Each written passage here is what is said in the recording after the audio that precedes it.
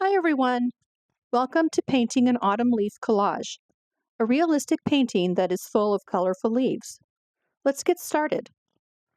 I have already wet the entire page and added a light value of yellow and let it dry. Now I will be painting one leaf at a time, building up values in subsequent layers. I wet each leaf and drop in some color and try to blend it as best I can. And here I am darkening the tip of this leaf to establish a dark value as a meter for the other values in the other leaves. I'm adding a little bit of blue and then some yellow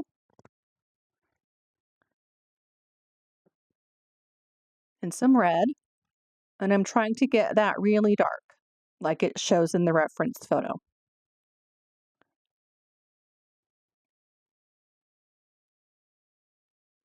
And then I use an embossing tool, and I will do this on every leaf to dent the paper to show veins.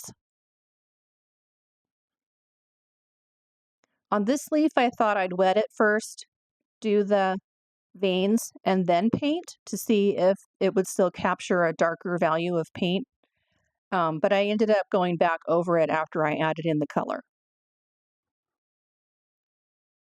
Skipping ahead, this leaf in the right-hand corner is really dark, so I'm working on building up the layers there and mixing the colors on the paper.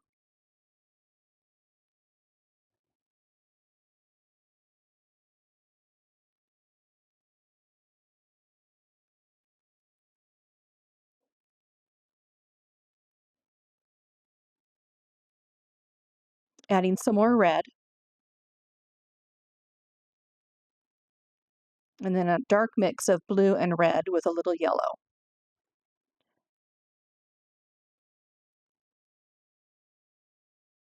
There is a vein right there, so I want to make sure that that is lighter.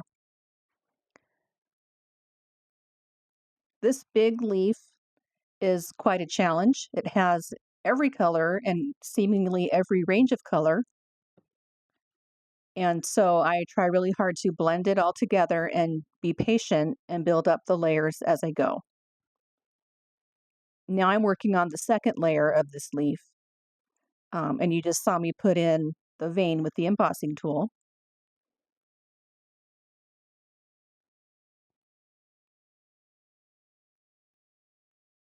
The challenge is to not go too dark too soon.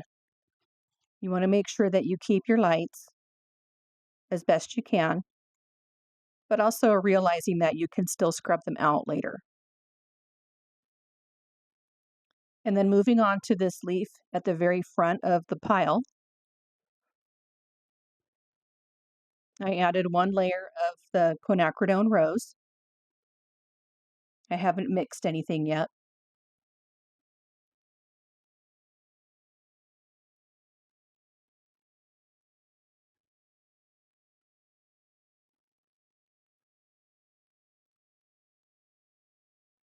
And once the leaf next to the leaf you want to paint is dry, you can go ahead. But don't paint a leaf that is on next to a wet leaf because the pigment will travel into the wet leaf. It's also very dark in this corner. There is some debris underneath the pile, and I'm working on the detail there. But at the end of the painting, I end up going over it with a wash of dark blue or gray. But it's a nice effect because you can still see the details coming through. And here I'm working on another layer of this big leaf, trying to keep that bright color.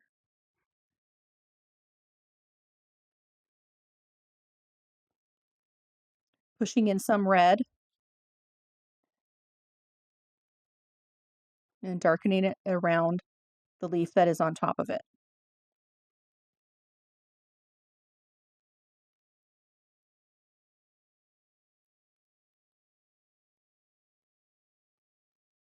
If you like this painting, and you want the full tutorial along with reference photo, value study, and outlines in many different sizes, you can find it on my Patreon at Jennifer Broussard Art.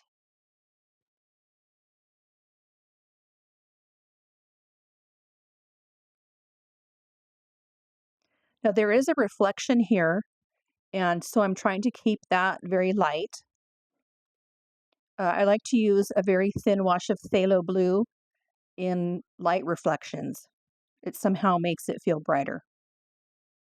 And now I'm working on the second layer of this top leaf, still just using quinacridone rose in different values.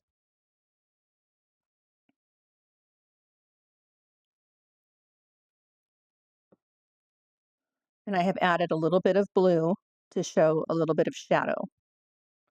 And then using my embosser to add some more veins. I like to paint leaves like this because you can section them off.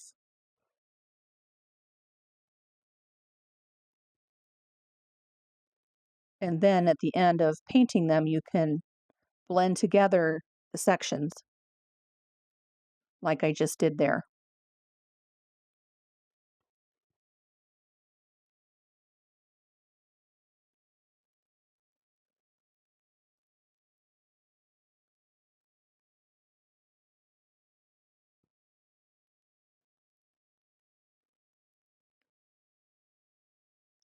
And here I am deepening a shadow for a very dark spot of the painting. I want to show that that leaf is underneath a leaf, and you do that with shadows. Don't be afraid to go very dark with a shadow, especially right up next to the border. There is a lot of mixing of reds, purples, blues, greens, and even yellows here, and I'm trying to keep the light. It's a very challenging section of this leaf, as are all the sections of this leaf. I'm going very dark here again, and I want to make sure that the value of this section of the leaf matches the value of the leaf, the section of that leaf below it. So once that's dry, I can work on this leaf.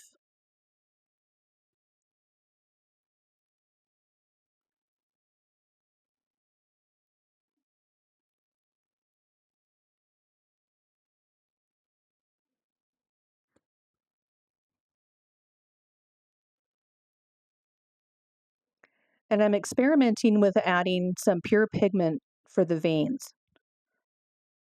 That's just pure quinacridone rose when I was painting over the veins. Sort of damp into damp.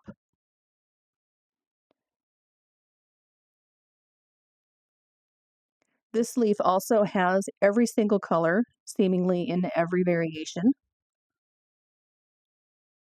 If you like a challenge, this is a good painting for that.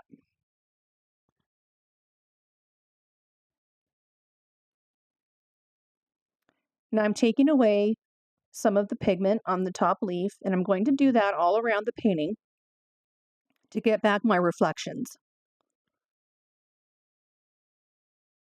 And it's not that I made mistakes, it's more that I'm adjusting value.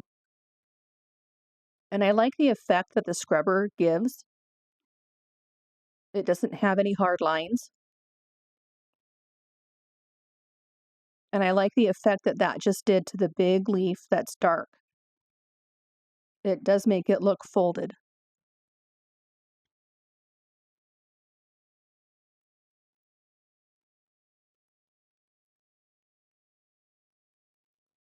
This is easier to do on 300-pound paper. I'm working on Arch's 300-pound cold pressed paper in 8x10. It can take a lot. I also like the scrubber to get rid of some pencil lines. And here I am adding the thin value, the very light value of phthalo blue on the reflections.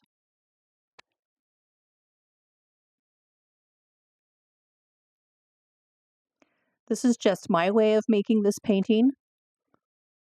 You can go to my Patreon and download the outline and make it how you want to make it and use any medium that you want to use. There's no right way and there's no wrong way.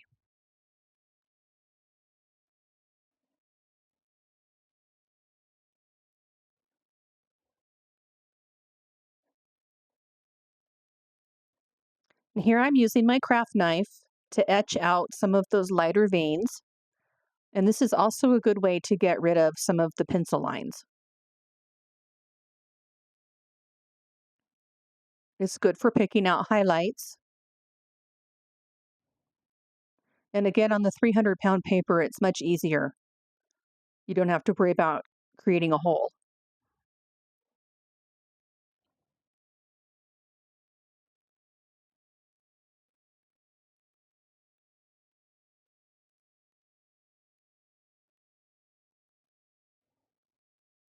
I love the contrast it's creating here.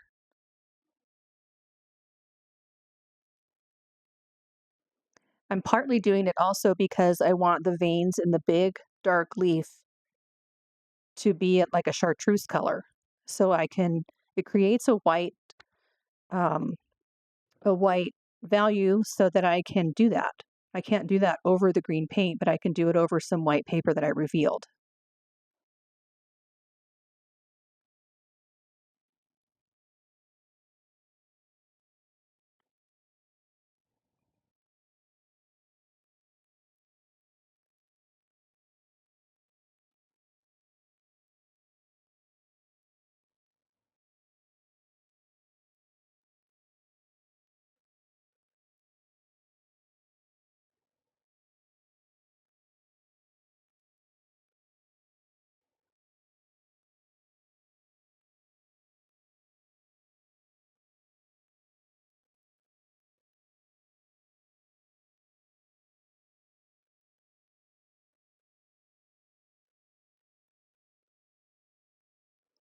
The painting is completely dry and finished. And in order to give it a little more coherence, I am wetting a very soft bristled brush and dragging it along the entire painting. It gets the pigment settled. And that's it. Please like and subscribe, share if you like my tutorial, and visit me at Patreon. Thanks for watching.